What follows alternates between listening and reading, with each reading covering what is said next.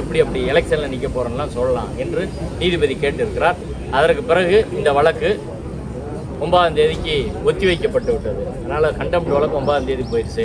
ஆனால் அரசு தரப்பில், தமிழக அரசு தரப்பில் இது வந்து சர்வே ஸ்டோன் அல்லது ஜெயினர் காலத்துங்கிறதுக்கு ஒன்றும் எவிடன்ஸ் கிடையாது. ரெண்டாவது, ஜெயினர்கள்லாம் பொதுவாகவே குகையிலேருந்து தபஸ் பண்ணுவாங்க, அவங்க கோயிலெலாம் கட்டந்தா இல்லை, இதெல்லாம் ஒரு தெசிச்சு இருக்கிறதுக்காக அவங்க பல மாதிரி வாதங்கள்லாம் வச்சாங்க. வெள்ளையர் காலத்து ஆவணம், இந்த பிரச்சனையெல்லாம் வரும்னு தெரியாத வெள்ளையர்கள் இதெல்லாம் தூத்து வச்சிருக்கிறாங்க. அந்த டாக்குமெண்ட்டுக்கு பேர் வந்து இப்போ நான் காட்டுற டாக்குமெண்ட் தான் அது, the great trigonometrical survey of India. நீதிபதிகள் சொன்ன கருத்துலாம் இப்போ வந்து பொது வெளியில் வந்து சொல்ல முடியாது சார். அதெல்லாம் நீங்கள் ரெக்கார்ட் பண்ணியிருக்கீங்க, அது வந்து நம்ம சொல்லக்கூடாது. நம்ம சீனியர் லாயர், நம்ம வி ஷுட் ரெஸ்ட்ரிக்ட். தர்காவிலேருந்து 300 மீட்டர் தாண்டி இருக்கு, அங்கே ஏற்றினா போதும் இந்து மகாசபா கேட்குறாங்க. இந்து முன்னணி என்ன சொல்கிறாங்க, மலை உச்சியில் தர்கா பக்கத்தில் இருக்க தூணில் தான் ஏற்றணும் அப்படின்னு சொல்கிறாங்க. அதை நீதிபதி தள்ளுபடி செய்திருக்கிறார் 2014ஆம் ஆண்டு. ஏற்கனவே நீதிபதி இதே கோரிக்கையை தள்ளுபடி செய்திருக்கிற போது நீதிபதி திரு GR சுவாமிநாதன் அவர்கள் அதே கோரிக்கையை எடுத்து எப்படி விசாரிக்க முடியும்? ஆனால் அந்த தூணை பற்றி அவர் மன்னிக்கவும் நமது சகோதரர் திரு வாஞ்சிநாதன் அவர்கள் சொன்ன மாதிரி அந்த மாதிரி எந்த ஒரு ஆதாரமும் அவங்க கொடுக்கல. நம்ம மீடியா அட்ராக்ஷனுக்காண்டி மக்கள் மத்தியில் நம்ம பேசும் பொருள் ஆகணுன்றதுக்காண்டி பேசக்கூடாது. இந்து மகாசபையிலிருந்து 1996 தீர்ப்பை கோயில் நிர்வாகம் முறையாக அமல்படுத்தவில்லைன்னு சொல்லி அந்த தீர்ப்பில் என்னென்ன சொல்லியிருக்காங்கன்றது அவங்களே சொல்கிறாங்க. ஆனால் நீதிமன்றத்தில் இவங்க என்ன சொல்கிறாங்கன்னா, இந்து மதத்தை வந்து நான் வழிபடுறேன், ஒரு கோவிலை நான் வந்து அடிக்கடி நான் போய் அங்கே வணங்குறேன் அப்படின்ற ஒரு லைன் இருந்தால் மட்டுமே போதும், அவர் வந்து பர்சன் இன்ட்ரெஸ்டட் தான். அதனால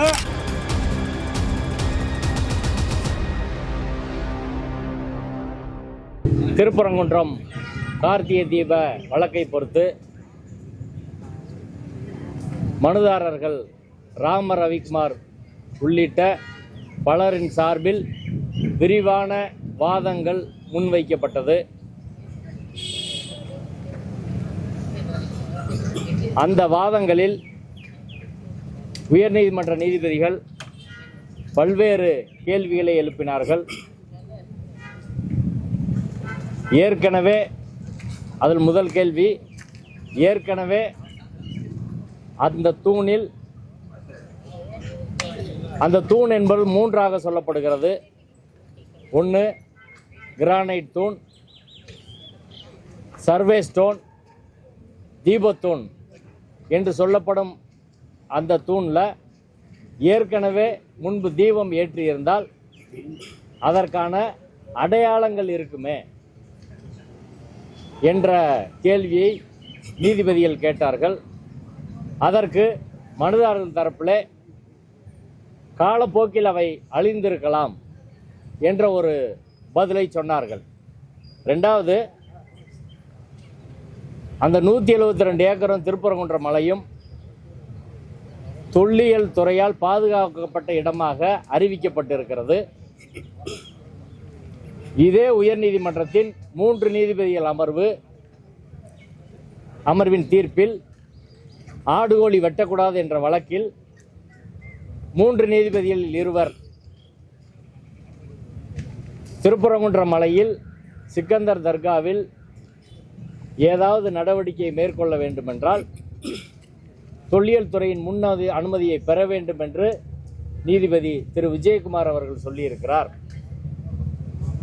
அந்த 3 நீதிபதிகள் தீர்ப்பு இந்த மலைக்கு பொருந்தும் போது, அதே போல அந்த இடத்துல இன்னைக்கு இவர்கள் சொல்லக்கூடிய தர்கா அருகில் உள்ள சொல்லக்கூடிய சோக்கால் தீபத்தூணில் கார்த்திகை தீபம் ஏற்ற வேண்டும் என்றால் தொல்லியல் துறை அனுமதி இல்லாமல் எப்படி பண்ண முடியும்?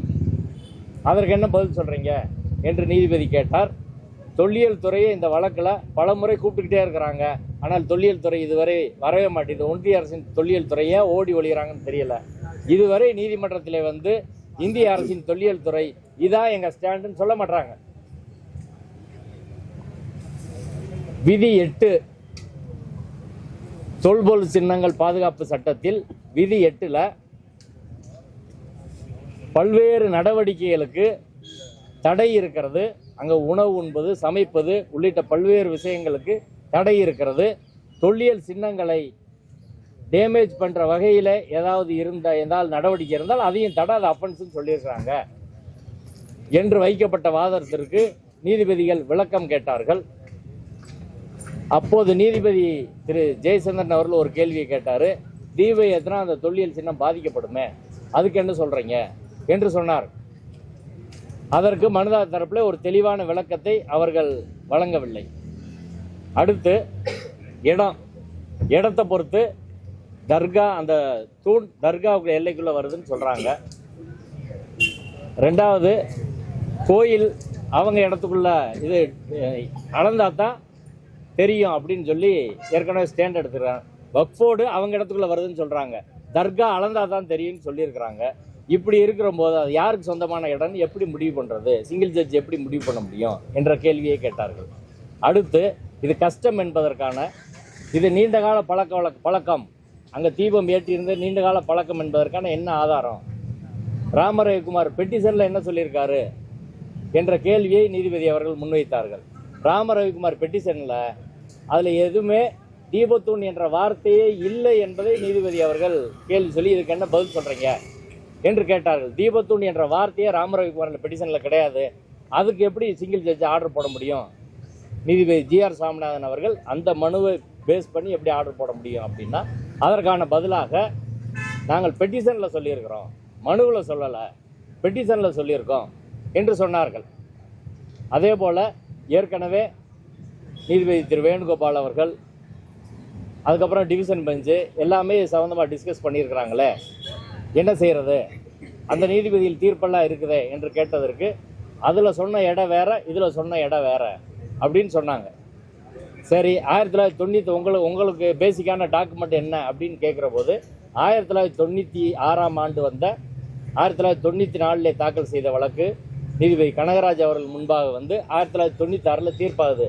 அந்த தீர்ப்பை அடிப்படையாக வைத்துத்தான் எங்கள் வழக்கு இருக்கிறது. அந்த தீர்ப்பில் பக்தர்கள் விரும்பினா கோயில் நிர்வாகம் இடத்தை தேர்வு செய்யலாம் என்று இருக்கிறது. அதுதான் நீதிபதி கேட்டார். அந்த தீர்ப்பில் நீங்கள் சொல்கிறீங்க, அந்த தீர்ப்பில் முதல் டைரக்ஷன் என்ன, 1923 தீர்ப்பை வந்து மதிக்கணும். ரெண்டாவது என்ன, உச்சி பிள்ளையார் கோயில் தான் ட்ரெடிஷ்னல் பிளேஸ். மூணாவது என்ன, யாராவது பக்தர்கள் விரும்பினால் வேறு இடத்துல ஏற்றன்னு விரும்பினா ஹெச்ஆர்என்சி டெம்பிளோட நிர்வாகம் ஹெச்ஆர்என்சி உயர் அதிகாரிகளை கலந்து முடிவெடுக்க வேண்டியது மூணாவது டைரக்ஷன். நாலாவது டைரக்ஷன் என்ன, அப்படி முடிவெடுக்கிற போது தர்கா இருக்கிறதாங்க என்பதை கவனத்தில் கொண்டு தர்காவிலேருந்து 15 மீட்டர் தாண்டி அப்படின்னு சொல்லியிருக்கிறாங்க. அப்படின்னா தர்கா சொத்துலேருந்து 15 மீட்டர் தாண்டின்றது அவர் கையில் எழுதியிருக்காரு. தர்காவுக்கு அலாட் பண்ண இடத்துல இருந்து அதை தான் நேற்றைய தினம் வக்ஃபோர்டு சொன்னாங்க. அதுக்கு முன்னாடி தர்கா தரப்புலையும் சொன்னாங்க. தர்காவுக்கு அலாட் பண்ண இடம் எதுன்னு இன்னும் வந்து முடிவாகலை, அது டிஸ்பியூட்டு, இடத்த அளந்தால் தான் தெரியும் அப்படின்ற போது இது எந்த இடத்துல வருதுன்னு எப்படி முடிவு பண்ண முடியும்? அப்போ நீதிபதி அவர்கள் கேட்டார், முடிவு பண்ண வேண்டியது யாருங்க? முடிவு பண்ண வேண்டியது டெம்பிள் தான். அதுதான் சிங்கிள் ஜட்ஜுன்னு சொல்லியிருக்கிறாரு. அப்போ டெம்பிள் தானே முடிவு பண்ண. 1996 தீர்ப்பின்படி கோயில் நிர்வாகம் தானே இப்போ முடிவு பண்ணியிருக்கு. ஆனால் இந்த இடம் தான் சரியான இடம், அவங்க முடிவு பண்ண இடம் சரியில்லை, அந்த இடம் தப்புன்னு நாங்கள் சொல்லலை. ஏற்கனவே 2014 தீர்ப்பில் அது ஆகமத்துக்கு முரணான்னு ஒருத்தர் வழக்கு, சுப்பிரமணியன் வழக்கு போட்டு அந்த வழக்கு தோற்றுருக்கேன், தள்ளுபடி ஆகிருக்கேன், அதை டிவிஷன் பெஞ்சு உறுதி பண்ணியிருக்காங்களே என்று நீதிபதிகள் கேட்டார்கள். அதற்கு நாங்கள் ஆகமம்னு சொல்லலை, ஆகமன்ற ஸ்டேண்டை நாங்கள் இந்த கேஸில் எடுக்கலை, நாங்கள் இந்த கேஸில் எடுக்கிறது தீபத்தூண் அப்படின்னு சொன்னாங்க. இப்போ மொத்தமாக நீதிபதியில் கேட்ட பல்வேறு கேள்விகளுக்கு ஒரு தெளிவான விளக்கத்தை வந்து நீதிமன்றத்தில் மனுதாரர் தரப்பு முன்வைக்கலை. மனுதாரர் தரப்பு என்ன சொன்னாங்கன்னா, இது சர்வே ஸ்டோன் சொல்கிறாங்க, இன்னொரு பக்கம் சமணர் ஸ்டோன் சொல்கிறாங்க, கிரானைட் ஸ்டோன் சொல்கிறாங்க, அவங்களே மாறி மாறி ஸ்டாண்ட் எடுக்கிறாங்க என்ற வாதத்தை முன்வைத்தார்கள். பல்வேறு இடங்களில் உள்ள ஸ்டோன் உள்ள பிக்சர்லாம் நீதிமன்றத்தில் வந்து அவர்கள் சமர்ப்பித்திருக்கிறார்கள். இது அவர்கள் தரப்பு வாதமாக இருந்தது. குறிப்பாக 1923 தீர்ப்பு கிளியராக இருக்குது, 1996 தீர்ப்பு கிளியராக இருக்குது, மற்றபடி ரெஸ்டியூடி கேட்டாலாம் கிடையாது, முன் தீர்ப்பு தடை எதுவும் இல்லை என்ற வாதத்தை அவர்கள் முன்வைத்தார்கள். அதற்கு பிறகு வக்ஃபோர்டு தரப்பில் அந்த இடம் மறுபடியும் நாங்கள் சொல்கிறோம், அந்த தூண் இருக்கக்கூடிய இடம் எங்கள் சொத்தில் தான் இருக்குது, வக்ஃபோர்டுன்னு அங்கே அதற்கான டாக்குமெண்ட் வச்சுருக்கோம் என்று வக்ஃபோர்டு தரப்பில் சொன்னாங்க. இப்போ நீதிபதி அவர்கள் திரும்ப இன்றைக்கி அவங்ககிட்ட கேட்டாங்க, மனுதார் தரப்பில் வக்ஃபோர்ட்லேருந்து சொல்கிறாங்க அமைதியான முறையில் பேசி அதை தீர்த்துக்கலான்றதுக்கு என்ன சொல்கிறீங்க அப்படின்னு. அதற்கு அவர்கள் ஒத்துக்கொள்ளவில்லை.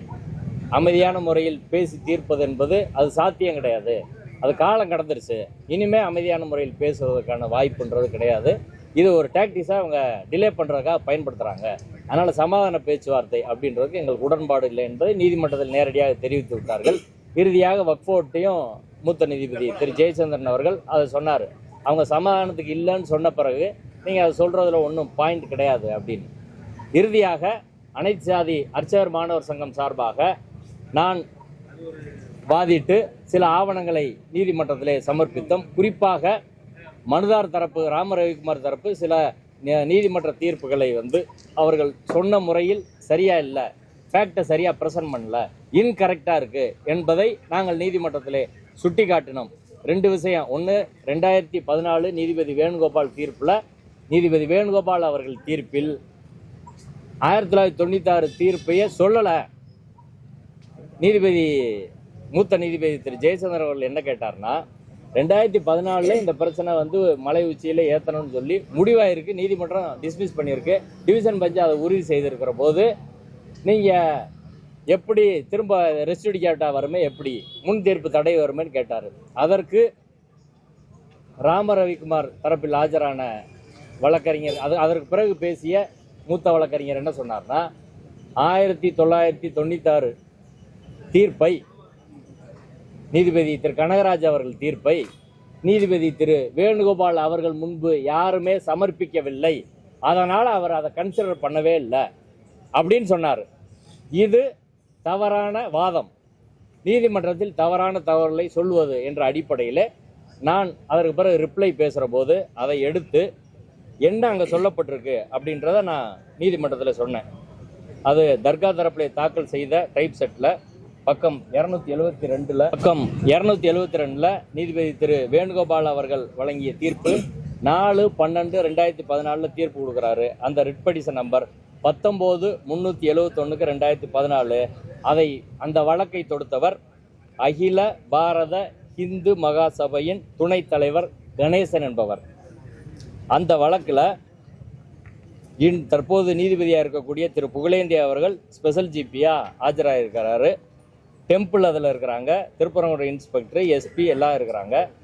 அந்த வழக்கில் ஒரு மூணாம் பக்கத்தில் 1996 தீர்ப்பு குறித்து வருது. இதான் அங்கே இல்லை, அந்த ஜட்ஜ் முன்னாடி சொல்லணும்னு சொன்னாங்க. ஆனால் சொல்கிறாங்க, the premarital stand taken on behalf of the petitioner. Hindu மகாசபையோட கணேசன் அவர்கள் நீதிமன்றத்தில் என்ன சொல்கிறாருன்னா, is that the order of this court dated 21/11/1996 in WP 1888/4 of 1994. 1996 தீர்ப்பு பிட்வீன் ஹிந்து பக்த ஞான சபை state committee represented by its president Tyagarajan versus the Union of India and 8 others has not been given effect to by the respondents. In fact, in the said order, in paragraph 10 and 11, it is observed and held as follows. அப்படின்னு சொல்லி என்ன சொல்கிறாங்கன்னா, இந்து மகாசபையிலிருந்து 1996 தீர்ப்பை கோயில் நிர்வாகம் முறையாக அமல்படுத்தவில்லைன்னு சொல்லி அந்த தீர்ப்பில் என்னென்ன சொல்லியிருக்காங்கன்றதை அவங்களே சொல்கிறாங்க. ஆனால் நீதிமன்றத்தில் இவங்க என்ன சொல்கிறாங்கன்னா, இந்த தீர்ப்பையே அந்த நீதிபதி கொடுத்துருந்தா அவர் மாற்றி எழுதியிருப்பார், அதனால் ரெஸ்டிடிகேட்டாக வராது, முன் தீர்ப்பு தடை வராதுன்றாங்க. ஆனால் இந்த தீர்ப்பு நீதிமன்றத்தில் சமர்ப்பிக்கப்பட்டு நீதிபதி டிஸ்கஸ் பண்ணுறாரு. பேரா 10, 1, 2, 3, 4 எல்லாத்தையும் அதில் சொல்கிறாரு. அதை டீட்டெயிலில் அது மட்டும் இல்லை, இந்த தீர்ப்பு 1996 தீர்ப்பை சொல்கிறாரு, 1923 தீர்ப்பை சொல்கிறாரு, 1931 பிரிவி கவுன்சில் தீர்ப்பை சொல்கிறாரு. இதையெல்லாம் சொல்லிவிட்டு நீதிபதி அவர்கள் என்ன சொல்கிறாங்கன்னா, in this connection it is not out of place for this court to make a significant mention that it is represented on behalf of the respondents number 1 and 2 that the temple administration alone will light deepam on the top of the mandapam of Uchipullayar temple on the eve of Magadibam festival in Tirupurangundram Murugan temple. கோயிலோட consistent stand என்னன்னா, உச்சிப்பிள்ளையார் கோயில் மண்டபத்தில் உச்சிப்பிள்ளையார் கோயில் தீபத்தூணில் கோயில் நிர்வாகம் சார்பிலே தீபம் ஏற்றுவதுதான் கோயிலோட பாரம்பரிய தொடர் வழக்கம் என்பதை அவர்கள் சொல்லியிருக்கிறார். அதை ரெக்கார்ட் பண்ணியிருக்காங்க. 2, as per usual practice, வழமையான முறைப்படி, it is also the stand of the respondent 1 and 2 that from the year 1994 onwards cadres of Hindu Munani are urging to have the Deepam lighted in the stone pillar of top of the hill, which is situated very near to Sultan Sikandar Awliya Dargah. 1994 Hindu முன்னணி அமைப்பை சேர்ந்தவர்கள் தர்கா அருகிலே இருக்கக்கூடிய தூணில், கல் தூணில், அன்னைக்கு அவங்க சொல்லியிருக்கிறது அது கல் தூணில் கார்த்திகை தீபம் ஏற்ற வேண்டும் என்பது இந்து முன்னணியோட 1994 கோரிக்கை என்று சொல்லியிருக்கிறார். இதே தீர்ப்பில் சொல்லியிருக்காங்க. கடைசியா இந்த result the writ petition is dismissed சொல்லியிருக்காங்க. கோயில் தான் அதை முடிவு பண்ணுன்னு சொல்லியிருக்கிறாங்க. இந்த வழக்கில் அவங்க கேட்ட இடம் எதுன்னா குதிரை சுனை திட்டு என்ற இடத்த கேட்குறாங்க. இப்போ இந்த தீர்ப்பில் 2 விஷயம் சொல்லப்படுது. ஒன்று, இந்து மகாசபா கேட்குற இடம் குதிரை சுனை திட்டு. குதிரை சுனை திட்டு எங்கே இருக்குது? அது நடுவில் இருக்குது, மலை உச்சியில் கிடையாது. தர்காவிலேருந்து 300 மீட்டர் தாண்டி இருக்கு. அங்கே ஏற்றினா போதும் இந்து மகாசபா கேட்குறாங்க. இந்து முன்னணி என்ன சொல்கிறாங்க? மலை உச்சியில் தர்கா பக்கத்தில் இருக்க தூணில் தான் ஏற்றணும் அப்படின்னு சொல்கிறாங்க. அதை நீதிபதி தள்ளுபடி செய்திருக்கிறார் 2014ஆம் ஆண்டு. ஏற்கனவே நீதிபதி இதே கோரிக்கையை தள்ளுபடி செய்திருக்கிற போது நீதிபதி திரு GR சுவாமிநாதன் அவர்கள் அதே கோரிக்கையை எடுத்து எப்படி விசாரிக்க முடியும்? இதான் நம்ம நீதிமன்றத்தில் ஏற்கனவே சொன்னது. இன்னைக்கு திரும்ப அதை வலியுறுத்தி இருக்கிறோம். இன்று நாம் வலியுறுத்தி திரும்ப கடைசியாக எங்கள் தரப்பு ரிப்ளையில் ஏற்கனவே இதே கோரிக்கை இந்து முன்னணி அதே இடத்துல தான் கேட்டிருக்காங்க. தர்கா பக்கத்தில் இருக்க ஸ்டோனில் தான் இன்னைக்கு கேட்குறாங்கல்ல தீபத்தோன்னு. இது ஸ்டோன் பில்லர் தான் சொல்லியிருக்காங்க. அங்கே இந்த பெட்டிஷனில் ராம ரவிக்குமார் பெட்டிஷனில் ஸ்டோன் பில்லர், அதே ஸ்டோன் பில்லரில் ஏற்ற கேட்டு அது ரிஜெக்ட் ஆன பிறகு மறுபடியும் எப்படி வர முடியும்? அது உச்சநீதிமன்றம் பல்வேறு வழக்கில் சொல்லியிருக்கிறாங்க. முன் தீர்ப்பு தடை என்பது மிக தெளிவாக அமலாகும். ஒரு வழக்கை ஒரு முறை எடுத்து அதில் எல்லா கிரவுண்டும் எடுக்கணும். அப்படி இல்லைன்னா நீங்கள் வருஷம் ஒரு வழக்கு நீங்கள் போட்டுக்கிட்டே இருக்க முடியாது. அப்படி போட்டுக்கிட்டு இருந்தால் அது செல்லாது என்பதுதான் உச்சநீதிமன்றம் பல்வேறு வழக்கில் சொல்லியிருக்கு. ஒரு இஷ்யூவை ரீஎஜிடேட் பண்ண முடியாது, இன்டைரக்ட் வேலையும் பண்ண முடியாது, மறுபடியும் வழக்கு போட முடியாது, மாற்று வழியில் நீங்கள் பண்ண முடியாது என்பதுதான் சொல்லியிருக்கிறார்கள். அதை உயர்நீதிமன்ற 2 நீதிபதிகளுக்கு நாம் சொல்லியிருக்கிறோம். கடைசியாக ஒரே ஒரு பாயிண்ட் மட்டும், இந்து முன்னணி எடுத்த நிலைப்பாடை நீதிமன்றத்தில் நாங்கள் சொன்னோம். 1996 தீர்ப்பு எங்களுக்கு சாதகம், 1996 தீர்ப்பு எங்களுக்கு சாதகமாக இருக்குது என்று சொல்லி கொண்டிருக்கிறார்கள். 1996 தீர்ப்பு என்பது இந்து முன்னணியிலிருந்து வெளியே வந்தவர், அவங்க சொல்கிறாங்க வெளியேற்றப்பட்டவர், அவங்க தொடுத்த வழக்கு, தியாகராஜன் என்பவர் தொடுத்த வழக்கு. அதில் இந்து முன்னணியோட தலைவர் ராமகோபாலன் அவர்கள் 7வது எதிர்மனுதாரராக சேர்க்கப்பட்டிருக்கிறார். 7வது எதிர்மனுதார் ஃபைல் பண்ண கவுண்டர் அஃபிடவிட் அதில் சொல்லியிருக்கிறாங்க. பேரா 8ல் மிஸ்டர் கண்ணன் லேடர் counsel appearing for the 7th respondent filed a counter affidavit என்று பதில் மனுவை சொல்லி நீதிபதி அவர்கள் அந்த விஷயத்தெல்லாம் சொல்லிட்டு வராங்க. அதில் according to the 7th respondent Thiru Ramagopalan அவர்கள் இந்து முன்னணி அமைப்பு தான் கிட்டத்தட்ட 25 வருஷமாக கார்த்திகை தீபம் பிரச்சனைக்கு அவங்க தான் தொடர்ந்து போராட்டம் நடத்திட்டு வராங்க. ராம ரவிக்குமார் அவர்களுக்கும் அந்த போராட்டத்துக்கும் சம்மந்தம் இல்லை. அவர் என்னைக்கு அதில் பார்ட்டிசிபேட் பண்ணார் நம்மளுக்கு தெரியாது. இந்து முன்னணியோட மாற்று கருத்து இருந்தாலும் அவர்கள் தான் தொடர்ந்து 20 வருஷமாக இந்த பிரச்சனையை பண்ணுறாங்கன்னு மதுரையில் எல்லாருக்கும் தெரியும். அவங்க ஸ்டாண்ட் என்ன? அவங்க stand according to the 7th respondent there is a stone deepam pillar near Kasi Viswanathar temple and it is only in that place deepam was being lighted every year. என்ன சொல்கிறாங்க? காசி விஸ்வநாதர் கோயில் பக்கத்தில் ஒரு கல்தூண் அல்லது தீபத்தூண் இருக்கிறது. ஒவ்வொரு வருடமும் அங்கே தான் கார்த்திகை தீபம் ஏற்றுவது வழக்கம். இதை நீதிமன்றத்தில் தாக்கல் பண்ணியிருக்கிறது யார்? திரு ராமகோபாலன் அவர்கள். இந்து முன்னணியோட ஸ்டாண்டாக தான் உச்சியில் ஏற்ற வேண்டும் அவங்க ஸ்டாண்டு கிடையாது.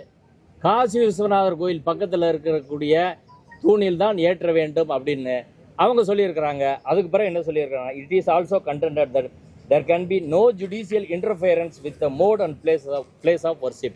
நீதித்துறை இதில் தலையிட தேவை கிடையாது. நீதித்துறை தலையிட்டு வழிபாட்டு முறையில் நீதிமன்றம் தலையிட வேணாம் என்று நீதிமன்றத்திலே ராமகோபாலன் சார்பில் 7வது ரெஸ்பாண்டாக கவுண்டர் ஃபைல் பண்ணியிருக்கிறாங்க.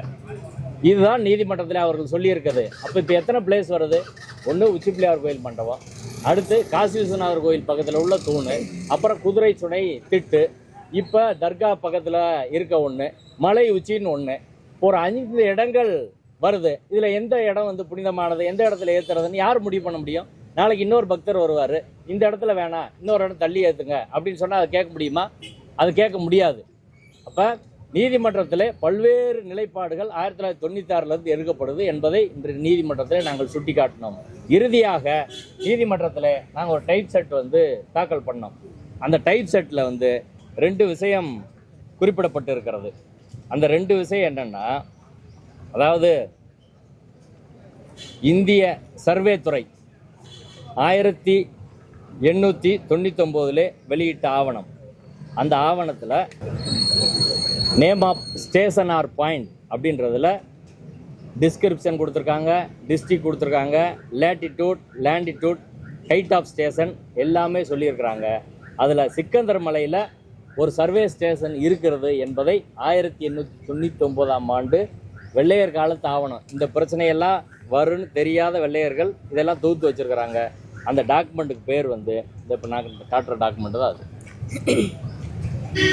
த great Trigonometrical Survey of India, Principal and Secondary Stations and Other Fixed Points of in the Southern Region என்பதை போட்டு 1899 அந்த ஆவணத்தை கொடுத்துருக்குறாங்க. இந்த ஆவணத்தை நாங்கள் நீதிமன்றத்தில் இன்று தாக்கல் பண்ணோம். அதில் 2 பாயிண்ட் சொல்லியிருக்கிறாங்க. எந்த இடம்? 2 இடம். 1 2 ஸ்டேஷன் வந்து சொல்லியிருக்காங்க. 1 name of the station or point district, Madurai டிஸ்ட்ரிக்டில் சிக்கந்தர் மலை நம்பர் 1, சிக்கந்தர் மலை நம்பர் 2. சிக்கந்தர் மலை நம்பர் 1ல் என்ன சொல்லியிருக்காங்கன்னா, an isolated rocky hill about 550 to 600 feet high and on the high road from Madura to Sevalpatti. இப்படி அந்த இடத்த பற்றியான டிஸ்கிரிப்ஷன் எல்லாம் north east of the town of Tirumangalam taluk Madura, Tirumangalam taluk Madura, இதெல்லாம் சொல்லிட்டாங்க. The station is marked by a circle and dot engraved on the rock towards the northwest side of the summit and about 50 yards of the mosque on the top of the hill. 1871. இது height எவ்வளோ இருக்குன்னா 1052 அடி ஃபீட்டில் உயரத்தில் mask பக்கத்தில் 1871 ஒரு survey station இருக்குது அப்படின்றத இன்றைக்கி நாங்கள் நீதிமன்றத்தில் கொடுத்துருக்குறோம். ரெண்டாவது ஸ்டேஷன் எங்கன்னா, and a well known rocky hill about 53 yards in Sikandar Malai. The station is marked nearly in the center of the platform of the mosque on the summit of the hill. இது எப்போ உருவாக்கப்பட்டனா 1808 to 9. அதில் எங்கே the station is marked in the center of the platform of the mosque on the summit. மாஸ்கோட அவங்க இடத்துல, அவங்க பிளாட்ஃபார்மில் நடுவில் இருக்குது. மாஸ்க் இடத்துல இந்த சர்வே ஸ்டோன் இருக்கிறது என்பதை 1899 பிரிட்டிஷ் காலத்து ஆவணங்கள் மிக தெளிவாக சொல்கிறாங்க.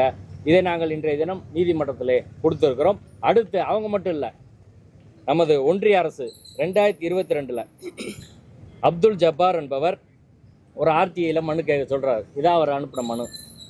அதில் திருப்பரங்குன்றம் மலை மேல் உள்ள சிக்கந்தர் தர்காவின் மலை உச்சியில் சர்வே ஆஃப் இந்தியா இண்டஸ்ட்ரி எஸ்டேட்டின் சர்வே ஜிஜி ஸ்டேஷன் நிறுவப்பட்ட தகவல் தந்து உதவுமாறு கேட்குறேன்னு சொல்லி 3 தகவல் கேட்குறாரு. அதில் 2 தகவல் ஜிடி ஸ்டேஷன் எந்த ஆண்டு நிறுவப்பட்டது, எத்தனை ஜிடி ஸ்டேஷன் உள்ள அந்த மேப் கொடுங்கன்னு கேட்குறாரு. இதற்கு சர்வே ஆஃப் இந்தியா அவர்கள் தரப்புலேருந்து பழனிமுத்து என்பவர் ஆஃபீஸர் சர்வேயர், அவர் 21 மார்ச் 2022 தகவல் கொடுக்குறாரு. அவர் எங்கேருந்து தகவல் எடுக்கிறார்? அந்த information received from GNRP Dehradun is given below. டேராடூனில் உள்ள சர்வே டிபார்ட்மெண்ட்லேருந்து இந்த ஆவணங்களை வாங்கி உங்கள்கிட்ட கொடுக்குறோன்னு சொல்லி 2 தகவல் சொல்கிறாங்க. முதல் தகவலுக்கு hill stations were established in the year 1809 and 1871 as per records. 2 number of hill station are there as per records. 1808-9 ஒரு ஹில் ஸ்டேஷன் உருவாக்கப்பட்டது, சர்வே ஸ்டேஷன். அடுத்து 871 உருவாக்கப்பட்டது. 2 அங்கே இருக்குது என்று 2022 இன்றைய ஒன்றிய அரசின் சார்பில் இந்த தகவல் கொடுக்கப்பட்டு இருக்கிறது. இப்போ வெள்ளையர் காலத்தில் கொடுத்த தகவலும் இன்னைக்கு கொடுத்த தகவலும் ஒன்றா இருக்குது. இப்போ அது சர்வே ஸ்டோன் தான் என்பதற்கான கிளியரான ஆதாரங்கள் இருக்குது. இதை இன்று நீதிமன்றத்திலே நாங்கள் முன்வைத்தோம். அப்போது நீதிபதி அவர்கள் இப்போ சர்வே ஸ்டோன் அப்படின்றத வந்து கவர்மெண்ட்டே இதுவரை கிளியராக சொல்லாத போது நீங்கள் எப்படி சொல்கிறீங்க என்று கேட்டார். இப்போ நான் அதுக்கு என்ன பதில் சொன்னேன்னா, அதாவது கோயில் தரப்பில் மூத்த வழக்கறிஞர் மாசிலாமணி அவர்கள் ஆஜரானார். அவங்க 3 ஸ்டாண்ட் எடுத்திருக்கிறாங்க. ஒன்று சர்வே ஸ்டோன், ஒருபோதும் அது கார்த்திகை தீபத்தூண் இல்லைன்னு சொல்லிட்டாங்க முத நாளில். 2வது நாள் பேசிய மூத்த வழக்கறிஞர் ஜோதி அவர்கள் என்ன சொல்கிறாருன்னா, அது சமணர் காலத்து தூணாக இருக்கலாம் அப்படின்னு சொல்கிறாங்க. இப்போ டெம்பிளே 3 ஸ்டாண்ட் எடுத்திருக்கிறாங்க. அவங்க எடுத்த ஒரு ஸ்டாண்டு எழுத்துப்பூர்வமாக ரிட்டன் நோட்ஸாக நீதிமன்றத்தில் ஃபைல் பண்ணியிருக்கிறாங்க. அந்த ஃபைல் பண்ண நோட்ஸில் திரு மூத்த வழக்கறிஞர் மாசிலாமணி அவர்கள் அதை வாட்சே காட்டினார். அது ஒன்று கிரானைட் ஸ்டோன் அல்லது சர்வே ஸ்டோன், ஆனால் தீபத்தூண் கிடையாது அப்படின்றது அதை எழுத்துப்பூர்வமாக எடுத்திருக்கிறாங்க. அவர்கள் எடுத்த நிலையிலேருந்து அதுக்கு சப்போர்ட்டாக நாங்கள் கொடுக்குறோம். கவர்மெண்ட் இதுவரை கொடுக்கல. எனவே நாளையாவது அரசாங்கம் கொடுக்குறோன்னு சொல்லி முடிச்சாச்சு இன்றைக்கி எங்கள் வாதங்களை. அரசுக்கு என்ன நாங்கள் கோரிக்கை வைக்கிறோம்னா, நாளையாவது இந்த ஆவணங்களை நீதிமன்றத்தில் அரசு சார்பில் ஏஜி நாளைக்கு பேசுகிற போது அரசு சார்பிலே சமர்ப்பிப்பாங்களா? நாங்கள் என்னதான் இருந்தாலும் தனிநபர்கள் நாங்கள் கொடுக்குற ஆவணங்களை நீதிமன்றம் ஓரளவுக்கு தான் பரிசீலிப்பாங்க. ஆனால் அரசாங்க தரப்புல இருந்து கிளியராக ஸ்டாண்ட் ரெக்கார்டில் இருக்கிறது போட வேண்டியானே. ரெக்கார்டில் இருக்கிற நீதிமன்றத்தில் கொடுக்குறதுல உங்களுக்கு என்ன தயக்கம்? கிளியரான ஸ்டாண்ட் நீங்கள் எடுக்காதனால தான் இன்றைக்கி அவங்க தரப்பில் என்ன சொல்கிறாங்க, ஒரு கிளியர் ஸ்டாண்டை கவர்மெண்ட் 3 நாள் சொல்கிறாங்களே அப்படின்னு சொல்கிறாங்க. நாளைக்காவது ரிப்ளை நடைமுறைப்படுத்தப்படவில்லையே அப்படின்னு கேட்குறாங்க. கேட்டதுக்கு எங்களுக்கு லாண்ட் ஆர்டர் பிரச்சனையெல்லாம் இருக்குது, எனவே நீங்கள் லாண்ட் ஆர்டர் பிரச்சனை இருக்குன்னு பதில் சொல்லியிருக்காங்க. இருந்தாலும் தொடர்ந்து நடைமுறைப்படுத்தாமல் இருக்கிறீங்க, அதுக்கு விளக்கம் சொல்லுங்கள் அப்படின்னு கேட்ட உடனே தலைமைச் செயலர் அவர்கள் எங்களுக்கு எழுத்துப்பூர்வமாக என்னென்னு கொடுங்க, நாங்கள் எழுத்துப்பூர்வமாக பதில் நாங்கள் அது கொடுக்குறோம் என்று தலைமைச் செயலர் அவர்கள் பதில் சொல்லியிருக்கிறார். நேற்று ஆஜரான மூத்த வழக்கறிஞர் விகாஸ் சிங் அவர்கள் நீதிமன்றத்தில் அவரும் தலைமைச் செயலருக்காக ஆஜராகியிருக்கிறார். இப்போ நீதிமன்றத்தில் நேற்று நீங்கள் கோர்ட்டில் எப்படி எலெக்ஷனில் நிற்க போகிறோம்லாம் சொல்லலாம் என்று நீதிபதி கேட்டிருக்கிறார். அதற்கு பிறகு இந்த வழக்கு 9ஆம் தேதிக்கு ஒத்தி வைக்கப்பட்டு விட்டது. அதனால் கண்டெம்ட் வழக்கு 9ஆம் தேதி போயிடுச்சு. நாளைய தினம் ஏஜி அவர்கள் பதில் சொல்லி இன்னும் ஒரு சில ரிப்ளை சொன்னாங்கன்னா நாளைய தினம் இந்த வழக்கு தீர்ப்புக்காக ஒத்தி வைக்கப்பட வாய்ப்பு இருக்குது. ராம ரவிக்குமார் சார்பில் அனைத்து விதமான நாங்கள் வாதங்களும் வச்சுருக்கோம். எல்லாத்தையும் நல்லா கன்சிடர் பண்ணுறேன்னு சொல்லியிருக்காங்க. ஆமாம், நாளைக்கு தமிழ்நாடு அரசின் அட்வொகேட் ஜெனரல் திரு PS ராமன் ரிப்ளை பண்ண போகிறாரு. நம்ம இவரை பொறுத்த வரைக்கும் நம்ம எல்லா விஷயத்தையும் நம்ம நீதிபதிகள்கிட்ட சொல்லியாச்சு. மற்ற ஒரு பர்டிகுலராக எந்த விஷயத்தையும் நம்ம ப்ரெஸ்ஸுக்கு இப்போ சொல்லக்கூடாது. ஏன்னா கோர்ட்டு மேட்டர் இருக்கிறதுனால நம்ம ஆர்குமெண்ட்ஸ்லாம் நம்ம இவருக்கெல்லாம் என்ன சொல்லணுமோ கட்சி செய்யணுமோ அதெல்லாம் பண்ணியாச்சு. அந்தளவுக்கு தான் சொல்லணும் இந்த ஸ்டேஜில்.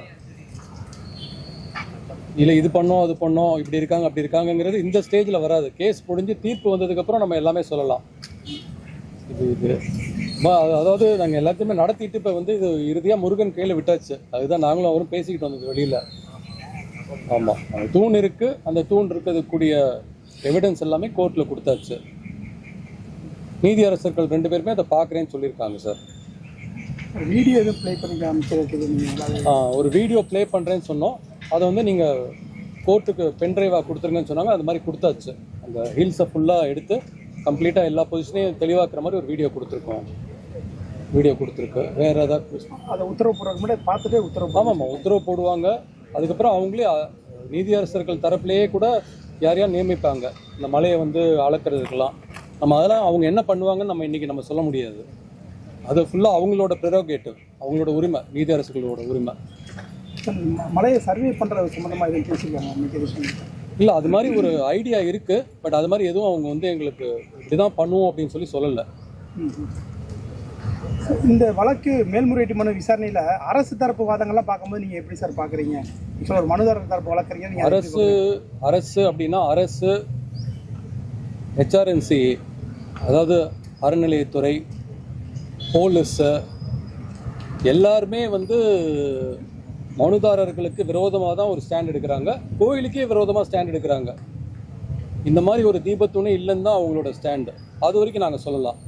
எல்லாருமே இந்த மாதிரி இது ஒரு சர்வே கல் அப்படின்னு சொல்கிறாங்க. இல்லை சில பேர் இது ஜெயினர் காலத்து கல்லுங்கிறாங்க. நாங்கள் கிரானைட் ஸ்டோன் அப்படிங்கிறாங்க. நாங்கள் அதுக்கு என்ன எதிர்வாதம் செஞ்சோன்னா, அந்த மாதிரி இருந்தால் அரசு தரப்பில் எவிடன்ஸ் கொடுத்துருப்பாங்க கோர்ட்டில். எந்த எவிடன்ஸும் கொடுக்கல. இந்த தீபத்தூண் இருக்கிறதுமே பார்த்தீங்கன்னா கோயில் இடம் அப்படின்னு சொன்ன இடத்துல தான் இருக்குது. இது தர்காக்குள்ளே இல்லை, கோயில் இடத்துல தான் இந்த இருக்குது. அதே மாதிரி நாங்கள் ஒரு 20 கோயிலுக்குடைய இந்த மாதிரி இருக்கக்கூடிய தீபத்தூண்கள்லாம் கொடுத்துருக்கோம், ஃபோட்டோஸ்லாம் கொடுத்துருக்கோம். மாதிரி பழனி, திருத்தணி, நிறைய முருகன் கோயில், நிறையா சிவன் கோயில், எல்லா இடத்துலையும் கர்நாடகா, தமிழ்நாடு எல்லா இடத்துலையுமே கிட்டத்தட்ட பார்த்தீங்கன்னா இந்த தீபத்தூண் இந்த மாதிரி ஒரு அமைப்பில் தான் இருக்குது. அது எப்படி ஏற்றுவாங்கன்னு நீதியரசர்கள்ட்ட எக்ஸ்பிளைன் பண்ணியிருக்கோம். ஒரு செம்பு கொப்பரை வச்சு அதில் காடா துணி, நெய், திரி இதெல்லாம் போட்டு ஏற்றுவாங்க. ஒரே ஒரு நாள் ஏற்றுறதுனால யாருக்கும் எந்த ரிலீஜனுக்கும் எந்த மதத்தினருக்கும் எந்த விதமான பாதிப்பும் வராது. ஒரே ஒரு நாள் போய் ஏற்றுறதுனால, அதுவும் கோயில் போலீஸ் ப்ரொடெக்ஷனோட போய் ஏற்றினா என்ன ஆயிர போகுது அப்படிங்கிற மாதிரி ஒரு வாதம் வச்சுருக்கோம். ஒரே ஒரு நாள் வருஷத்தில் திருக்கார்த்திகை அன்னைக்கு மட்டும். வழக்கு செல்லும்போது நீதிபதிகள் சில கருத்துக்களை சொல்லியிருந்தாங்கல்ல, நீதிபதிகள் சொன்ன கருத்துலாம் இப்போ பொது வெளியில் சொல்ல முடியாது சார். அதெல்லாம் நீங்கள் ரெக்கார்ட் பண்ணியிருப்பீங்க. அது நம்ம சொல்லக்கூடாது. நம்ம senior lawyer, we should restrict. அது அவங்களோட உரிமை. என்ன சார், இப்போ மலை உச்சியில் இருக்கக்கூடிய அந்த தீபம் ஏற்றுறது என்ன காரணத்துக்காக கீழே உச்சியில் இருக்கிறது மாற்றினாங்க சார்? இந்த காரணம் என்ன சார் ஸ்பெசிஃபிக்காக? சார், அதுக்கு குறிப்பிட்ட காரணம் அப்படிங்கிறது யாருக்குமே சரியாக தெளிவாக இல்லை சார். அதாவது அப்போ இருந்த அரசியல் சூழல்னால இங்கே ஏற்றிருப்பாங்க சார். பட் உத்தமம் எது அப்படின்னு கேட்டிங்கன்னா மலை உச்சியில் ஏற்றுறது தான் உத்தமம். அதுதான் அப்படி தான் எல்லா புராணங்கள்லேயும் சொல்லியிருக்கு. ஏன்னா மலை உச்சியில் ஏற்றும் போது பார்த்தீங்கன்னா அது ஒரு ஜோதி ஸ்வரூபமாக தெரியும். ஸோ கடவுளை நம்ம மனசுலையும் பார்க்குறது. அது அந்த காலத்தில் விளக்குகள் இல்லை, கரண்ட் இல்லை, இபி இல்லை. ஸோ அந்த மாதிரி ஒரு நேரத்தில் இந்த மாதிரி மலை உச்சியில் ஏற்றினா அந்த வெளிச்சம் எல்லாருக்கும் தெரியும். அது வெளிச்சத்துக்காக மட்டும் இல்லை, ஒரு மலை உச்சியில் ஏற்றும் போது அதுக்குன்னு ஒரு ஸ்பிரிச்சுவல் சிக்னிஃபிகன்ஸ் இருக்குது. ஆமாம், அதனால தான் அந்த காலத்தை ஏற்றிருக்காங்க. அதாவது கடவுளை நம்ம மனசுக்குள்ளே பார்க்குற மாதிரி அதை அந்த ஜோதி சுரூபமாக நம்ம பார்க்குறோம். கீழே சொக்கப்பான் கொளுத்திட்டு மேலே போய் மலையில் ஏற்றுவாங்க. இதெல்லாமே நம்ம கோர்ட்ல நம்ம வாதத்தில் வச்சிருக்கோம் சார். அதே மாதிரி இப்போ மத்திய தொழில்துறை மேலே இருக்கக்கூடிய அந்த தூண் என்னன்னு சொல்லி சார், அவங்க ரிப்போர்ட் அவங்க அடிஷ்னல் சொலிசிட்டர் ஜெனரல் கொடுக்குறதா சொன்னாங்க. இது வரைக்கும் அவங்க ஒன்றும் கொடுக்கல. நாளைக்கு கொடுப்பாங்கன்னு நினைக்கிறோம் சார். ஆமாம், அவங்கள பொறுத்த வரைக்கும். ஆனால் அரசு தரப்பில், தமிழக அரசு தரப்பில் இது சர்வே ஸ்டோன் அல்லது ஜெயினர் காலத்து இதுங்கிறதுக்கு ஒன்றும் எவிடன்ஸ் கிடையாது. ரெண்டாவது, ஜெயினர்கள்லாம் பொதுவாகவே குகையில இருந்து தபஸ் பண்ணுவாங்க. அவங்க கோயிலெலாம் கட்டதா இல்லை. இதெல்லாம் ஒரு திசை திருப்புறதுக்காக அவங்க பல மாதிரி வாதங்கள்லாம் வச்சாங்க. வேறு ஏதாவது கேள்விகள் உண்டா? இல்லை, மலை உச்சியில் தான் தீபம் ஏற்றணும். அதுக்கு கர்நாடகா, தமிழ்நாடு உள்ளிட்ட பல்வேறு கோயில்களெல்லாம் நீங்கள் சுட்டி காட்டி அதற்கான இதெல்லாம் கொடுத்துருந்தீங்க. அதை சமூகமாக சார், அதான் நம்ம அருண் சுவாமிநாதன் தான் எல்லாமே ரொம்ப சிரமம் எடுத்து எல்லா கோயிலில் இருக்கக்கூடிய அந்த தூண்கள் எல்லாம் எடுத்து கொடுத்தார். எல்லா தூண்களுமே கிட்டத்தட்ட இந்த தீபத்தூணோட அமைப்பில் தான் இருந்தது சார். அது எல்லாமே நீதியரசர்கள் முழுமையாக பார்த்துருக்காங்க சார். ஸோ நாங்கள் கண்டிப்பாக அதெல்லாம் கன்சிடர் பண்ணுவாங்க நாங்கள் எதிர்பார்க்குறோம். அத்தனை கோயிலுமே மலை உச்சியில் தான் இருக்குது. கிட்டத்தட்ட எல்லா கோயிலையும் ஏற்றுறாங்க. அது சில கோயில்களில் முறைகாரர்கள் ஏற்றுறாங்க. சில கோயிலில் சிவாச்சாரியரோ இல்லை பட்டாச்சாரியரோ ஏற்றுறாங்க. அதையும் நாங்கள் வாதத்தில் வச்சுருக்கோம் சார். திருப்பரங்குன்ற மலைன்றது தொழில் துறை கட்டுப்பாட்டில் இருக்குது. அந்த தொழில் துறை அந்த சின்னங்களை மாற்றி அமைக்கவோ, அந்த வண்ணங்களை இதில் நம்ம ஆமாம், ஏஎஸ்ஐயில் இருக்குங்கிறது ஓரளவு உண்மை. பட் ஆனால் இதில் எதையுமே மாற்றி அமைக்கல. இது கோயிலோட ஒரு எசென்ஷியல் ரிலிஜியஸ் ப்ராக்டிஸ்ன்னு சொல்லுவாங்க அரசியலமைப்பு சட்டத்தின் கீழ்.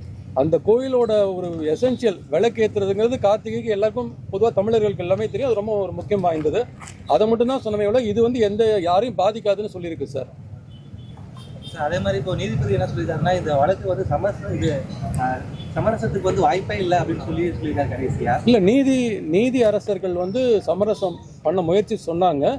எனக்கு முன்னாடி ஆர்கியூ பண்ண ஒரு மூத்த வழக்கறிஞர் அது இந்த மாதிரி இருக்க சூழலில் ஒரு அரசும் அறநிலையத்துறையும் இந்த மாதிரி ஒரு பக்தர்களுக்கு விரோதமாக ஒரு ஸ்டாண்ட் எடுக்கும்போது அரசும் இந்த HRNC போர்டு,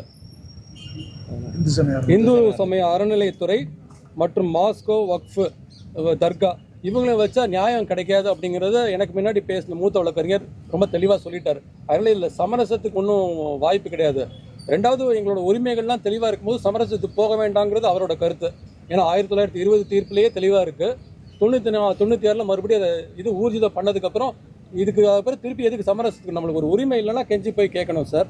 இது ஒரே ஒரு நாள் விளக்கேற்றுறோம். அவங்க ஒரு நாள் ரம்ஜான் போகிறாங்க, பக்ரீத் போகிறாங்க. ஸோ அப்படிங்கிற போது ஒரு நாள் நம்ம போய் விளக்கு ஏற்றுறது பப்ளிக்லாம் அலோவ் பண்ண மாட்டாங்க. விளக்கு ஏற்றுறது நாங்கள் எப்படி சொன்னோம்னா, கோயில் நிர்வாகம் போகட்டும், அது போலீஸ் செக்யூரிட்டியோட போகட்டும், அந்த ஏற்றக்கூடிய யார் முறைகாரரோ அவங்க போகட்டும்.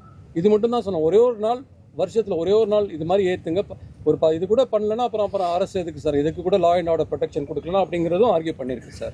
அதே மாதிரி கடைசி வரைக்கும் சார், இப்போ அந்த மலை முழுசாக இப்போ இது தர்காவுக்கு, ஜமாத்துக்கு இல்லைன்னா அவங்களுக்கு சுத்தமாக சம்மந்தமே கிடையாது சார். அவங்களுக்கு அதில் அதிகாரமே கிடையாது. இல்லை, இதில் 1920 வழக்கில் அது 31 முடிவடைஞ்சது சார் பிரிவி கவுன்சிலில். அதில் என்ன தெளிவாகவே ரொம்ப தெளிவாக சொல்லியிருக்காங்க. 100 பேர் 100 தடவை சொல்லியாச்சு.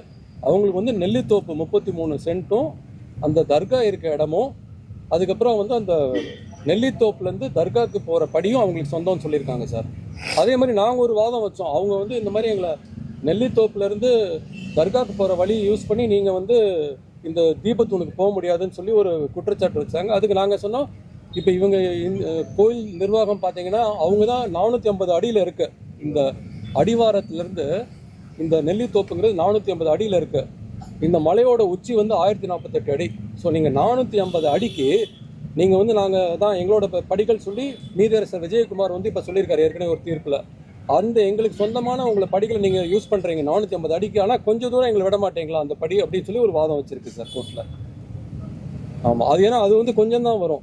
நெல்லித்தோப்புலேருந்து கொஞ்சம் இந்த சைடு போனால் அது ஒரு ஃபோக் ஷேப் அப்படின்னு சொல்லி நீதியரசர் சுவாமிநாதன் சொல்லியிருக்காரு. அந்த ஃபோக் ஷேப் அப்படிங்கிறது இந்த சைடு தர்காவுக்கு போகும், இந்த சைடு தீபத்தூனுக்கு போகும். தீபத்தூன் பார்த்தீங்கன்னா கிட்டத்தட்ட தர்காலேருந்து 63 மீட்டரில் இருக்குது. ஸோ அதனால் 15 மீட்டருக்கு மேலே இருந்தாவே என்ன வேணால் பண்ணலாம் அப்படிங்கிறது தான் வந்து நீதியரசர் கனகராஜோட தீர்ப்பு.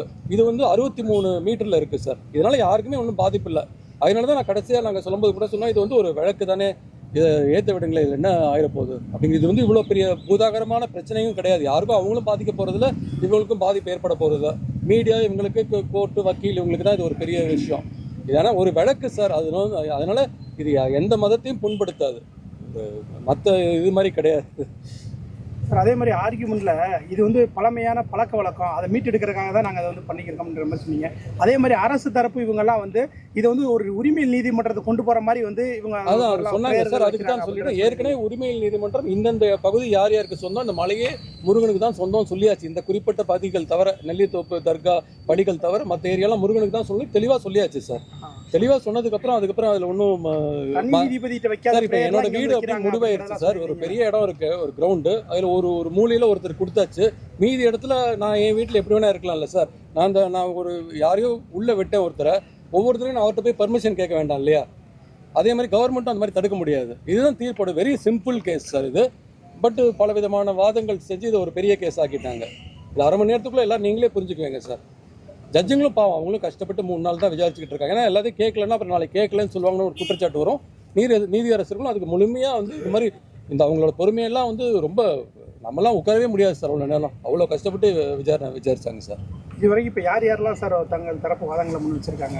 இப்போ அனைத்து தரப்பினரும் பேசியாச்சு. நாளைக்கு வந்து நம்ம தமிழ்நாடு அட்வொகேட் ஜெனரல் திரு PS ராமன் மட்டும் ரிப்ளை 20 நிமிஷம் கொடுக்குறேன்னு இருக்கார். இது மட்டும் தான் நடக்கும்னு நினைக்கிறோம் நாங்கள். அதோட மற்றபடி எல்லாருமே வந்து அவங்களோட தரப்பு வாதத்தை வச்சாச்சு. நீ என்னையெல்லாம் வந்து ரிட்டன் ஆர்குமெண்ட்ஸ் கொடுக்க சொல்லியிருக்காரு, அதை கொடுத்துருவோம் சார். அதுக்கப்புறம் நீதியரசு ஜட்மெண்ட்லாம் அது கூடிய சீக்கிரம் அவங்க கொடுப்பாங்க சார். பெரிய சார் இவ்வளோ பேரோட வாதங்களை வந்து அவங்க சொல்லணும். நாளைக்கு இல்லாட்டி சரியாக எழுதலாம், நீங்கள் இந்த வாதம்லாம் எழுதலான்னு சொல்லுவாங்க. அதனால் அவங்களுக்கு குறிப்பிட்ட நேரம் வேணும். அவங்கள சீக்கிரம் கொடுத்துருவோம் நீதியரசர்கள். அவங்க முருக பக்தர்களுக்கான தீர்ப்பு அமையுமா சார்? இது அது முருகனுக்கு தான் சார் தெரியும். ஆமாம், இவர் எதிர்பார்ப்பார். நான் வந்து வக்கீலாக நம்ம கட்சிக்காரர் ஜெயிக்கணும்னு நினைப்பேன். தனிப்பட்ட முறையில் நம்மளுக்கு வேறு வேறு இது இருக்கும். அதனால் முருக பக்தர்கள் அப்படி எதிர்பார்ப்பாங்க, வேறு பக்தர்கள் வேறு மாதிரி எதிர்பார்ப்பாங்க. ஓகே, நன்றி சார். நன்றி சார். தனி நீதிபதி பிறப்பித்த உத்தரவுக்கு மேல்முறையீட்டு மனு தொடர்ந்து இன்று 3வது நாளாக விசாரணை நடைபெற்றது. இன்று காலை 11:30 மணி அளவில் நமது வாதத்தை தொடர்ந்த சீனியர் அட்வொகேட் மிஸ்டர் ஸ்ரீராம் அவர்கள் வந்து இன்றைய வழக்கு விசாரணை வந்து தொடர்ந்து நம்ம தரப்பில் வந்து எடுத்து சொன்னார். இன்றைய வாதம் அவருடைய முடிவடைஞ்ச பின்னாடி எதிர் மனுதாரர் தரப்பு வந்து முற்றிலுமாக நம்மளுடைய வாதங்கள் நிறைவடைந்துருச்சு. நாளைக்கு அட்வொகேட் ஜெனரலுடைய தலைமை வழக்கறிஞர் அரசினுடைய தலைமை வழக்கறிஞருடைய பதிலுக்காக நான் ஒருத்தர் மட்டும்தான் பேசுவேன், வேறு யாரும் பேச அனுமதி இல்லை. ஸோ என்னோட 20 நிமிஷம் ரிப்ளையோட இந்த கேஸை முடிச்சுக்கலாம் அப்படின்னு சொல்லியிருக்கிறார். அதனால் இந்த வழக்கு தொடர்ந்து நாளைக்கு 20 நிமிட அவருடைய ரிப்ளைக்காக வழக்கு வந்து பட்டியலிடப்பட்டிருக்கு நாளைக்கு. ஸோ நாளையோடு அந்த வழக்கு நிறைவு பெறும்னு விசாரணை முடிவு வரும்னு நம்ம நினைக்கிறோம். நல்ல தீர்ப்பு வரும்னு நம்ம எதிர்பார்க்குறோம். உங்களுக்கு வேறு ஏதாவது கேள்விகள் இருந்தால்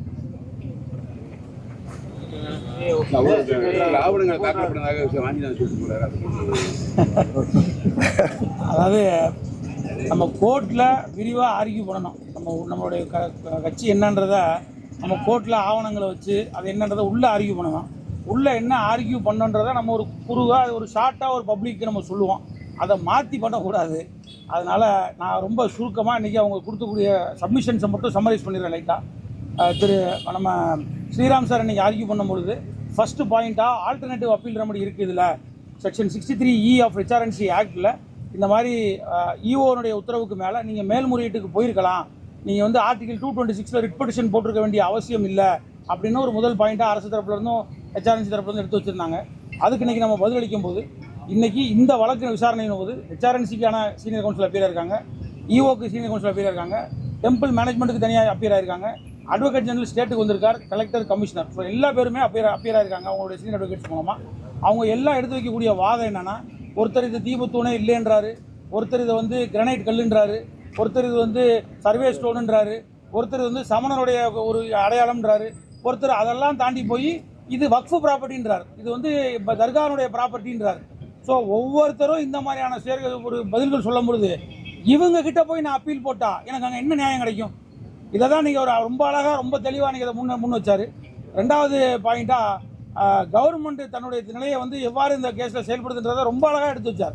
நம்ம இதுக்கு முந்தைய வழக்கான ஆடு கோழி பற்றி பலியிடுதல் வந்து மலை மேலே பண்ணக்கூடாதுன்னு சொல்லி ஒரு வழக்கு நடந்து இரு மாறுபட்ட கருத்து வந்து மூன்றாவது நீதிபதிக்கு போய் அதை வந்து பலிவிட கூடாதுன்றதை வந்து உறுதி செஞ்சாங்க.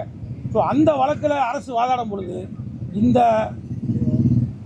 ஒருத்தருக்கு வந்து எப்படி நீங்கள் உங்களோட இடத்துக்குள்ளே நீங்கள் என்ன மாதிரி வந்து தொழுகை பண்ணணும், என்ன மாதிரி நீங்கள் வந்து கடவுளை கும்பிடணுன்றதை நாங்கள் சொல்ல முடியாது. அவங்க பல வருஷமாக இதை பண்ணிக்கிட்டு இருந்தாங்க, அதுக்கு முன்னாடி அடையாளம் இல்லைனாலும் அதுக்கான ஆதாரங்கள் இல்லைனாலும் அவங்க அதை செய்கிறதா அவங்க சொன்னாலே அதை ஏற்றுக்கிட்டாகணும். ஒருத்தர் அவங்க தர்காக்குன்னு கொடுக்கப்பட்ட இடத்துக்குள்ளே போய் நீங்கள் இப்படி தான் சாமி கும்பிடணும், இந்த முறையில் தான் செய்யணும்னு நம்ம சொல்லக்கூடாதுன்னு அரசாங்கம் அந்த வாதத்தை அந்த வழக்கில் முன்னெடுத்து வச்சாங்க. ஆனால் அதே அரசாங்கம் இந்த வழக்கில் இன்னைக்கு பேசும்பொழுது எவ்விதமான ஒரு கருத்தும் அவங்க முன் வைக்கலை. அவங்க முழுக்க ஒரு மதத்தை சார்ந்தே அவங்க தன்னுடைய வாதத்தை முன் வச்சாங்க. இதை ரொம்ப அழகாக எடுத்து சொன்னார். இவங்க நியூட்ரலாக அரசியலமைப்பு சட்டத்தை பாதுகாக்கக்கூடியவங்க. இப்போ இருக்கக்கூடிய அரசாங்கம் கான்ஸ்டிடியூஷன் மேலே ஓத்து எடுத்துருக்குறாங்க இல்லையா? ஸோ அவங்க அந்த ஓத்தை காப்பாற்றினாங்களான்ற ஒரு கேள்விக்குறி வந்து எழுது அப்படின்றத ரொம்ப அழகாக சொன்னார். இந்த மாதிரி அரசாங்கம் வந்து ஒரு நிலையை எடுக்கிறதுக்கு வேற ஒன்றும் காரணம் இல்லை, அடுத்து வரக்கூடிய 5 வருஷம்தான் அதுக்கான விஷயம்தான் காரணம்ன்றத நேரடியாக ரொம்ப சூசகமாக அதை கோர்ட்டில் சொன்னார். அதை தகுந்த முறையில் நீதிபதியும் புரிஞ்சுட்டாங்கன்னு நான் எடுத்துக்கிறேன். இது எல்லாமே நம்ம தீர்ப்பில் தான் அது எப்படி வரும், அது எப்படி பிரதிபலிக்குன்றதை நம்ம வந்து புரிஞ்சுக்க வேண்டியிருக்கும். தொல்லியல் துறையே வந்து இந்த தீபத்துறை இல்லைங்கிற கொடுத்துருக்கப்பட்டதாக தகவல் வருது.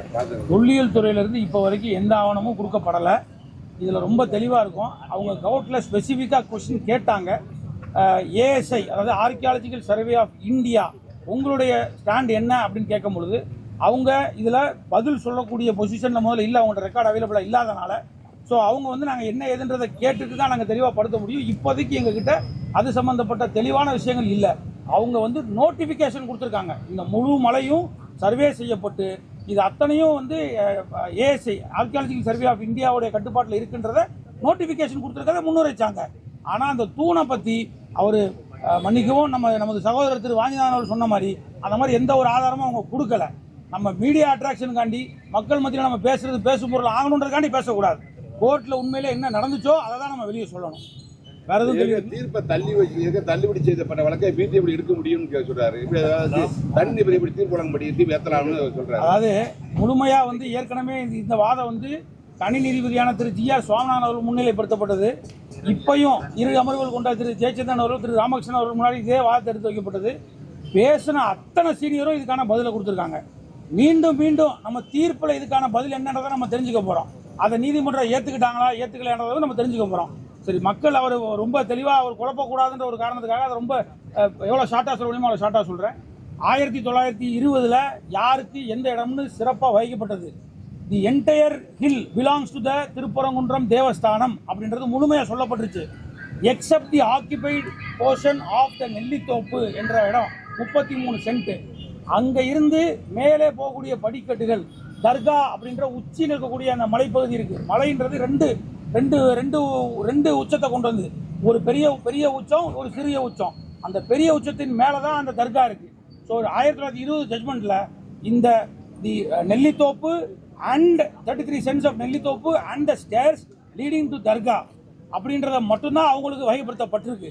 வேற எதை பற்றிய தெளிவுரையும் அதில் இல்லை. அதில் நிறைய அந்த ஜட்மெண்ட் வந்து ரொம்ப எலாபரேட்டாக ஏன் அந்த உச்சியில் போய் அந்த மாஸ்க் இடம்பட்டுச்சு, ஏன் அந்த தர்கா அங்கே இடம்பட்டுச்சு, அன்னைக்கான காலகட்டத்தில் அந்த இஸ்லாமியருடைய இன்வேஷனில் இருந்த அந்த காலகட்டத்தில் எப்படி நம்மளுடைய அரசியல் நிலைப்பாடு இருந்துச்சு, இன்னைக்கே நம்ம அரசாங்கத்துக்கிட்ட எவ்வளோ கஷ்டப்படுறோம்னு எல்லாம் பார்க்குறோம். அப்போ அன்னைக்கு ஒரு இஸ்லாமியரோட ஆட்சி இருக்கும்போது அன்னைக்கு எப்படி இருந்திருக்குன்றதை புரிஞ்சுக்க முடியுதுன்ற அந்த சப்போர்ட் ஜட்ஜ் எழுதியிருக்கிறார்.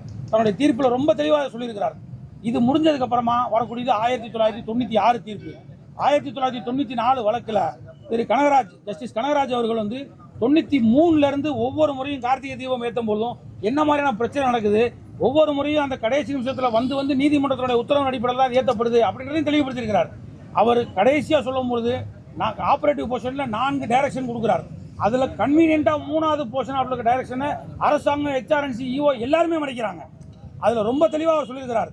இந்த ஆண்டு இன்னும் கார்த்திகை தீபத்துக்கு 3 தினங்கள் மட்டுமே இருக்கிறனால நம்ம வந்து அவசர நிலையில் இந்த வழக்கில் இறுதி தீர்ப்பு பிறப்பிக்க முடியாதனால மோட்ச தீபம் ஏற்றக்கூடிய இடத்துலயே இந்த வருஷம் ஏற்றுங்க. எந்த வருஷம் 1996.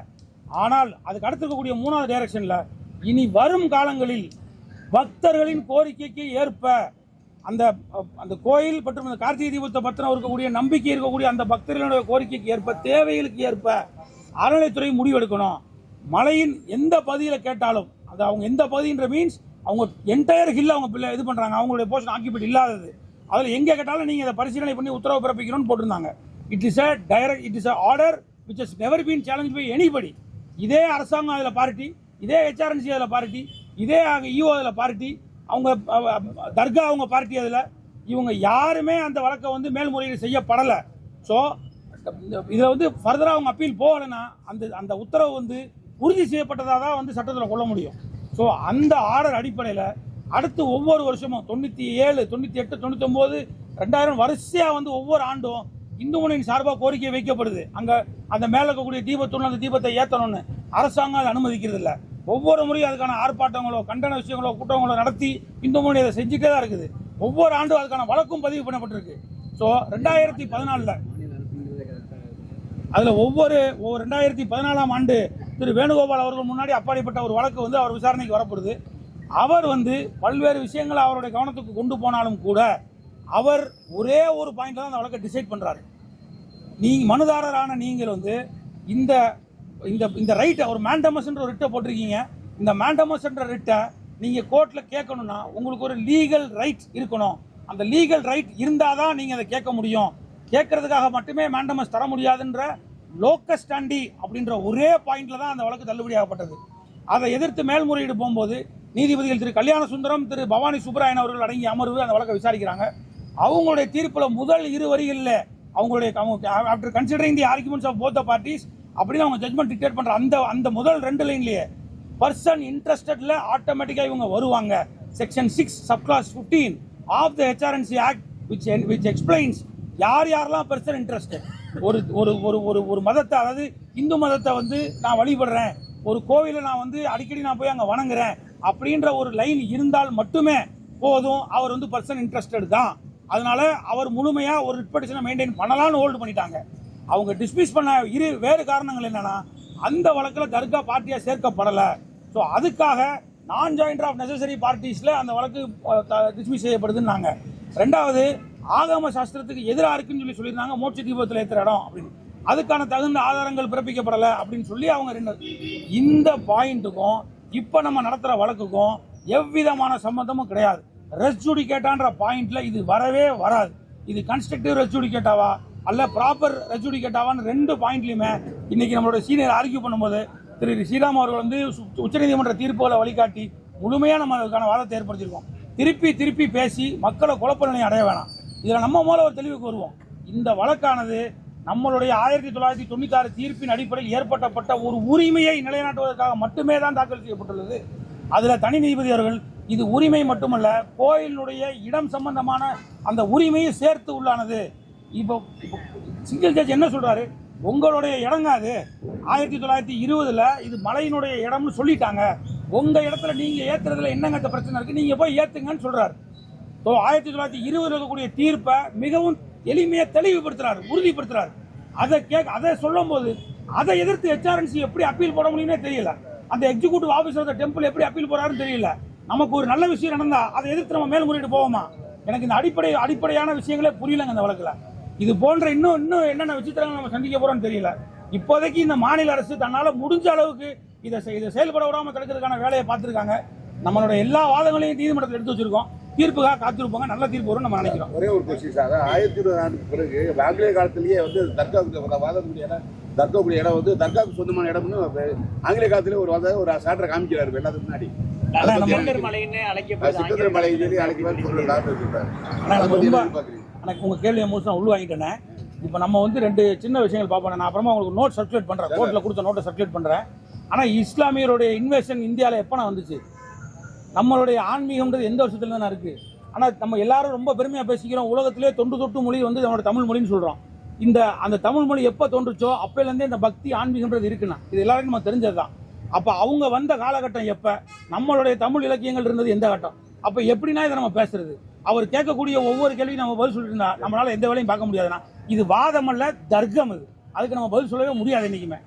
அதே மாதிரி இன்னைக்கு திரு நீதிபதி ஜிஆ சுவாமிநாதன் அவர் முன்னிலையில் அந்த கண்டெம்ட் வழக்கு 3 மணிக்கு எனக்கு எடுக்கப்பட்டது. அந்த வழக்கில் நம்மளுடைய சீஃப் செக்ரட்டரியும் ஏடிஜிபி லா அண்ட் ஆர்டரும் வீடியோ கான்ஃபரன்சிங்கில் ஆஜரானாங்க. அந்த வீடியோ கான்ஃபரன்சிங் ஆஜரானாங்க. அப்போது அவங்கக்கிட்ட நீதிபதி அவர்கள் வந்து எப்போ பார்த்தாலும் இந்த மாதிரி இந்த நீதிமன்றத்தினுடைய உத்தரவுகளை வந்து எப்படி மதிக்கணும், என்ன பண்ணணுன்றத நீங்கள் வழிகாட்டு நெறிமுறைகளில் கொடுத்துருக்கீங்களா, இல்லை எப்படி மாவட்ட ஆட்சியர்களுக்கு நீங்கள் அதெல்லாம் வந்து பயிற்சி அளிச்சிருக்கீங்களான்னு சொல்லி கேட்டாங்க. அதுக்கப்புறமா 2வது கேள்வியா இதே மாதிரியான இன்னொரு வழக்கில் ஒரு அண்ணன் தம்பியினுடைய பிரச்சனையில் அனுமதி இல்லாமல் ஒருத்தர் சர்ச்சு கட்டுறாரு என்னுடைய சொத்துலன்னு சொல்லி தன்னுடைய தம்பியோ வந்து நீதிமன்றத்துக்கு வந்திருக்கிறாங்க. அந்த வழக்கில் ஒரு இன்ஜங்ஷன் வழங்கப்பட்டிருக்கு. இந்த இடத்துல சர்ச்சு கட்டக்கூடாது, ஏன்னா கலெக்டருடைய அனுமதி இல்லாமல் எந்த கட்டடமாக இருந்தாலும் எஸ்பெஷலி ரிலீஜியஸ் கன்ஸ்ட்ரக்ஷன் சொல்லியாச்சுன்னா அது மாவட்ட ஆட்சியர்களுடைய அப்ரூவலோட மட்டுமே தான் அதை கட்ட முடியுன்றது சட்டம். இது சம்பந்தப்பட்ட தீர்ப்புகள் நிறைய பிறப்பிக்கப்பட்டிருக்கு. அப்படி ஒரு அனுமதி வாங்காமல் இந்த கட்டடம் கட்டப்படுது, இந்த சர்ச்சினுடைய கட்டடம் சொல்லும் பொழுது அதுக்கான தடை உத்தரவு பிறப்பிக்கப்பட்டிருக்கு. இதில் 2 பேருமே கிறிஸ்டியன். இதில் வேற எதுக்கும் வேற நம்ம அதர் கொஸ்டின்ஸுக்கு வேலை இல்லை. அண்ணன் தம்பி பிரச்சனை, ஒருத்தர் சர்ச்சு கட்டுறாரு, இதில் நீதிமன்றத்துக்கு வராரு, அப்ரூவல் இல்லாமல் கட்டுறாங்கன்னு இதில் ஒரு உத்தரவு பிறப்பிக்கப்படுது. அந்த உத்தரவை நீங்கள் இம்ப்ளிமெண்ட் பண்ண மாட்டேன்றீங்களே ஏன் அப்படின்னு அந்த வழக்கில் ஏற்பட்ட கண்டெம்ட்ல கேட்டால் இது சட்ட ஒழுங்கு பிரச்சனை ஏற்படும், அதனால எங்களால் இம்ப்ளிமெண்ட் பண்ண முடியாதுன்றாங்க அப்படின்னு சொன்னோன்னே நீதிபதியில் அவருடைய உத்தரவில் ரொம்ப தெளிவாக சொல்லியிருக்கிறார். எனக்கு உண்மையிலே டயர்ட் ஆயிடுச்சுங்க.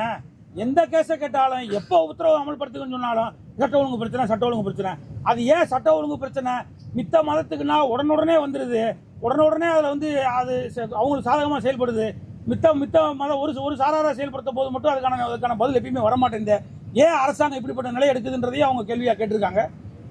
இதுக்கான பதிலையும் விளக்கத்தையும் நீங்கள் சொல்லணும்னு சொல்லி சீஃப் செக்ரட்டரிட்ட சொல்லியிருக்கிறாங்க. அவர் டைம் கேட்டிருக்காரு, தன்னுடைய விளக்கத்தை வந்து எழுத்துப்பூர்வமான வாதமாக நான் வந்து தாக்கல் பண்ணுறேங்க, இதுக்கான விளக்கத்தை நான் கொண்டு வரேன்னு சொன்னார். ஸோ சீஃப் செக்ரட்டரி அவர் வந்து ரெஸ்பான்சிபிளாக உங்களுடைய பதில் இருக்கும்னு நான் நினைக்கிறேன் அப்படின்னு சொல்லி இந்த வழக்கை ஜனவரி மாதம் 9ஆம் தேதிக்கு ஒத்தி வைத்துள்ளார். ஸோ ஜனவரி மாதம் 9ஆம் தேதி இந்த வழக்கானது விசாரிக்கப்படும். நன்றி.